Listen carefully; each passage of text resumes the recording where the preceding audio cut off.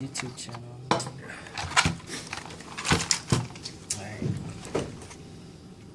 That's the XB, that's the LMU, the IMU, the inertial something unit, inertial movement unit, and this is our nano controller.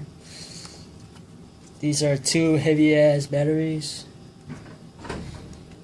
Yeah, they smell pretty funky, but but they're fine. Yeah, probably fine.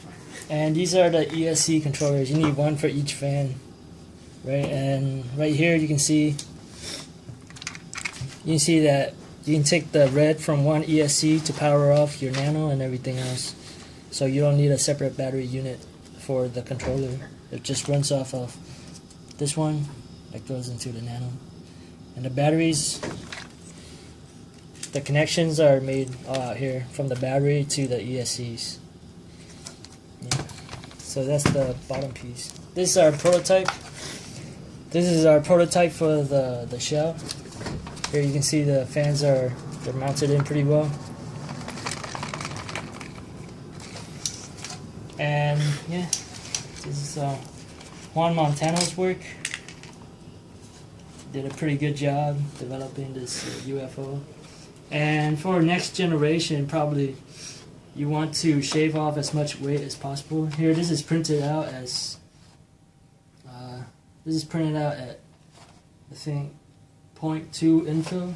So, and it's pretty thick, so you can make it as lightweight and as thin as possible. You can still keep some of the rigidity and still have it very. How much infill do you think they should do next time? The infill, you should make it hollow. Hollow would be fine because everything would be connected. Or like just do 1% infill is pretty light.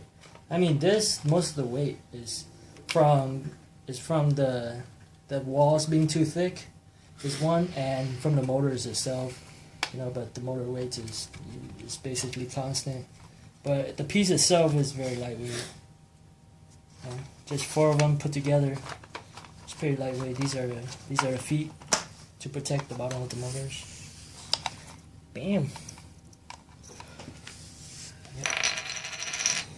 To print out everything, probably take about 1.5 pounds of plastic. So yeah.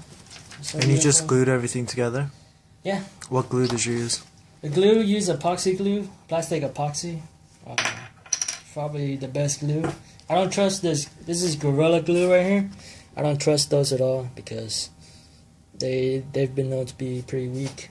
I mean, they expand and they're good for pressing together, but when you want to hold pieces, like this is printed out in 4 pieces, right? And then when you put it together, you need something to hold them structurally, and Gorilla Glue is not going to do that for you. You need to use plastic epoxy. It's not that heavy. You don't need that much. Just like on here, this is plastic epoxy with the combination of super glue, right?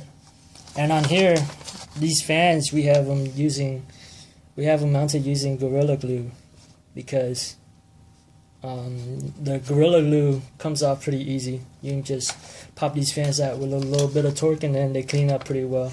But the epoxy is a little more permanent. So that's the glue job. Alright, that's it. Cool.